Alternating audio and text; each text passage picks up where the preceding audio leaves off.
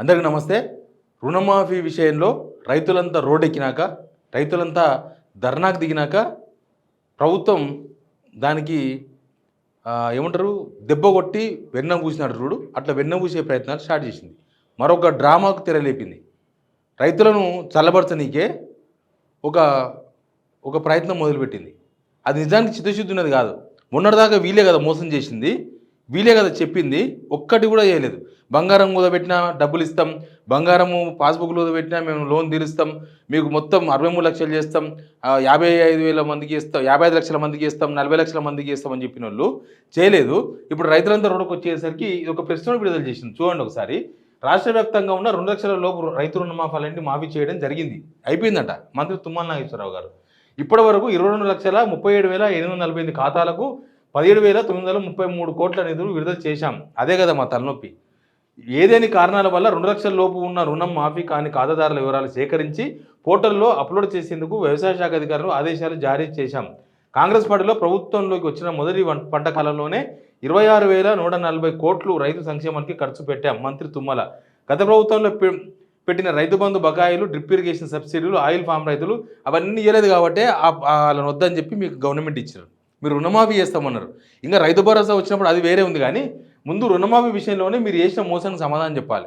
వీళ్ళొక కొత్త ప్రయత్నానికి తెరలేపారు. ఏం తెలుసా వీళ్ళ ప్రయత్నం ఏంటంటే వీళ్ళు ఏం చేశారంటే అర్హత ఉన్న రుణమాఫీ కాని వారి కోసం ప్రత్యేక స్పెషల్ డ్రైవ్. అంటే ప్రభుత్వం గుర్తించింది మోసం చేసిందని. గుర్తించడం కాదు, తప్పు. ఆల్రెడీ మీరు కావాలని చేసిన మోసం ఇది.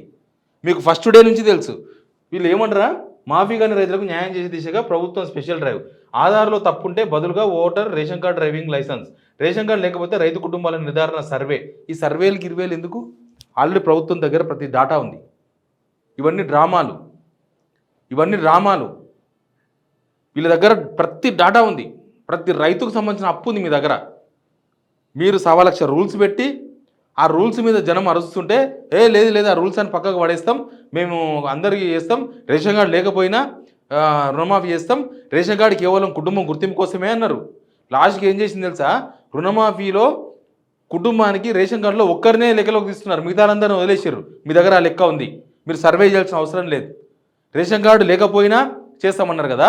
రేషన్ కార్డు లేకపోయినా పట్టా పాస్బుక్ ద్వారా అప్పు తీసుకున్న వాళ్ళ వివరాలన్నీ కూడా బ్యాంకు ప్రభుత్వానికి ఇచ్చినాయి. బ్యాంకులు ఎంతమందికి ఇచ్చినాయి? మొత్తం 71 లక్షల అకౌంట్లు ఇచ్చినాయి గవర్నమెంట్కి. ఎస్ఎల్బీసీ బ్యాంకులు, స్టేట్ లెవెల్ బ్యాంకింగ్ వాళ్ళు. ఎస్ఎల్బీసీ లెక్కల ప్రకారం మీకు 71 లక్షల అకౌంట్లు, రైతుల వివరాలను కూడా మీకు పంపించిన బ్యాంకులు ఆల్రెడీ. దానికి ఎన్ని వేల కోట్లు కావాలి? దగ్గర 48,500 కోట్లు కావాలి. మీరు ఆ విషయాన్ని చాలాసార్లు ప్రస్తావించారు. రేవంత్ రెడ్డి గారు ప్రస్తావించారు, అగ్రికల్చర్ మినిస్టర్ ప్రస్తావించారు, పొంగులేటి శ్రీనివాసరెడ్డి గారు ప్రస్తావించారు, మంత్రులు చాలాసార్లు అవకాశం ఇచ్చిన ప్రతిసారి ప్రస్తావించారు. ఏమని ప్రస్తావించారు? 40,000 కోట్లు అవుతాయి, 45,000 కోట్లు అవుతాయి, మేమంతా సెట్ చేస్తున్నాం, మాకు తెలిసి ఎట్లా చేయాలనో, మాకు తెలివి ఉంది, మేము అదే తింటున్నాం, ఇట్లా మాట్లాడినారు. ఎట్లయితుంది అని అందరూ అడిగారు.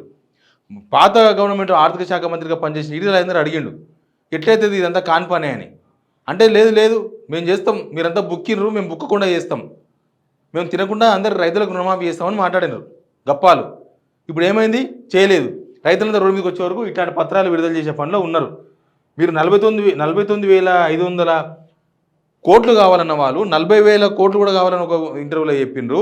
క్యాబినెట్ మీటింగ్ పెట్టి 31,000 కోట్లు కావాలని చెప్పిన వాళ్ళు ఇప్పుడు 17,900 కోట్లు రిలీజ్ చేసి అయిపోయిందని చెప్పి ఆల్రెడీ ఇప్పుడు మళ్ళీ సర్వే అంటారా?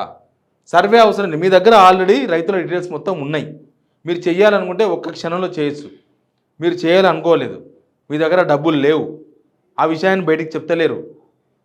డబ్బులు లేకపోయినా పంతానికి పోయి ఆగస్టు 15 కల్లా చేస్తామని చెప్పి చేసేసారు. ఆగస్టు 15కి పంతానికి పోయి చేసింది. మీరు ఏదో రైతులకు సర్దుబాటు చేసి చెప్పేది ఉండే, ఈరోజు ఇంతమందికి ఇస్తున్నాం, రేపు 100 మందికి ఇస్తామని చెప్పేది ఉండే.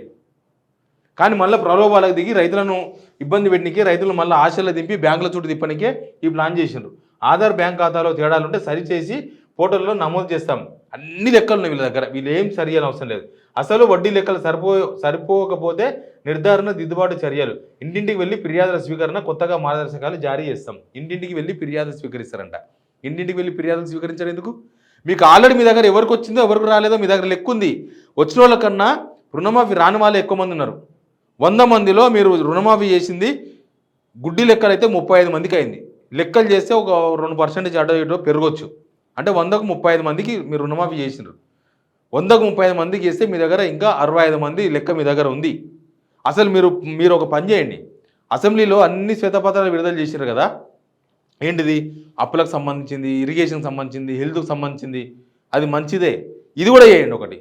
ఇప్పటిదాకా రుణమాఫీ చేయండి మీ దగ్గర ఉన్న అకౌంట్లో 71 లక్షల అకౌంట్లలో మీరు 22 లక్షల మందికి మాత్రమే చేస్తే ఇంకా మిగిలిన వారు ఎవరున్నారు, ఎంత వాళ్ళ అప్పు ఎంత ఉంది, ఎంతెంత ఉన్నారు, వాళ్ళ పేర్లు ఏంది, వాళ్ళ ఊర్లు ఏంది, ఒక శ్వేతపత్రం విడుదల చేయండి. అసెంబ్లీ అవసరం లేదు, గవర్నమెంట్ ఎప్పుడైనా శ్వేతపత్రం విడుదల చేయొచ్చు. ఒక శ్వేతపత్రం విడుదల చేయండి. అప్పుడు రైతులకు కూడా విషయం అర్థమవుతుంది. అప్పుడు మీరు ఏం చేయాలో మీరు అప్పుడు డిసైడ్ చేయండి. అంతేగాని మేము సర్వే చేస్తాం, ఇంటికి వచ్చి ఫిర్యాదు తీసుకుంటాం, ఇవన్నీ కూడా టైంపాస్ ముచ్చట్లు. రుణమాఫీ కథ ముగిసింది, రుణమాఫీ సమాప్తమైంది. ఇంకా రుణమాఫీ విషయాల్లో వీళ్ళు ఏలు పెట్టరు. అందుకే చూసిండ్రా, ఇంతమంది రైతులు బయటకు వచ్చిండ్రు, ఇంతమంది రైతులు వచ్చి రోడ్లు ఎక్కిండ్రు, ఏకంగా సీఎం రేవంత్ రెడ్డి గారే పాడెం వచ్చిండ్రు. ఒక్కరైనా బయటకు వచ్చి మాట్లాడిందా? ఒక్క మంత్రి అయినా బయటకు వచ్చి మాట్లాడిందా? ఒక్క ఎమ్మెల్యే అయినా బయటకు వచ్చి మాట్లాడిందా? ప్రెస్ నోట్లు వస్తాయి కదా, ఏడున్నాయి ప్రెస్ నోట్లు, ఎక్కడున్నాయి ప్రెస్ నోట్లు? రైతుల కడుపులో ఆక్రోశం అయితే వచ్చింది, కనబడదు కదా బయటికి. మరి ఆ ఆక్రోశాన్ని ఎందుకు గుర్తించలే ప్రభుత్వం? ఎందుకు వచ్చి రెస్పాండ్ అయితే లేరు? మీరు ఆగండి, మేము చేస్తామని చెప్పొచ్చు కదా. వీళ్ళు బయటకు వచ్చి మాట్లాడతలేరంటే వీళ్ళ కథ అంతే. వీళ్ళు రుణమాఫీ చేసేది అయిపోయింది, ఇంకా ఇంతకు మించి వీళ్ళు రుణమాఫీ చేయలేరు.